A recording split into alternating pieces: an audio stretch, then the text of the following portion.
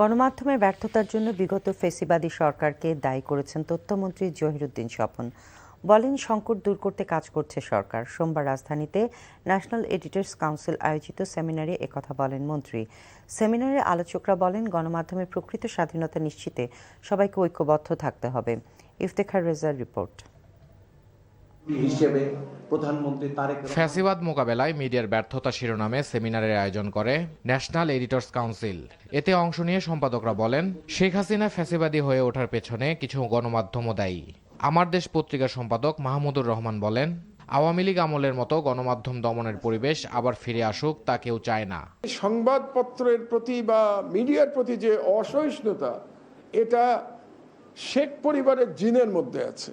আমি বর্তমান সরকারকেও বলবো, নিয়োগগুলো গুরুত্বপূর্ণ, কারণ নিয়োগগুলো মেসেজ দেয় যে সরকার আসলে কি বলতে চাচ্ছে, কি করতে চাচ্ছে। তথ্যমন্ত্রী বলেন, গণমাধ্যমের স্বাধীনতা নিশ্চিত করতে সরকার কাজ করছে। বাংলাদেশের গণমাধ্যম একটি শক্তিশালী প্রতিষ্ঠান হিসাবে গড়ে তুলতে আমরা পারিনি। এই পেশা রাজনৈতিক দায়িত্বের মতোই তেমন একটি পেশা যা প্রতিদ্বন্দ্বিতায় লিপ্ত থাকবে মতাদর্শের সঙ্গে, কিন্তু একই সঙ্গে দেশ এবং মানবতার সমৃদ্ধির লক্ষ্যে একটা ঐক্যবদ্ধতা চর্চা করবে। সরকার ও জনগণের মধ্যে সেতুবন্ধন রচনা করতে প্রতি মাসে সরকার প্রধানের সঙ্গে সম্পাদকদের বৈঠক হওয়া উচিত বলে মত দেন আলোচকদের অনেকে। Iftekhar Reza, NTV news, Dhaka.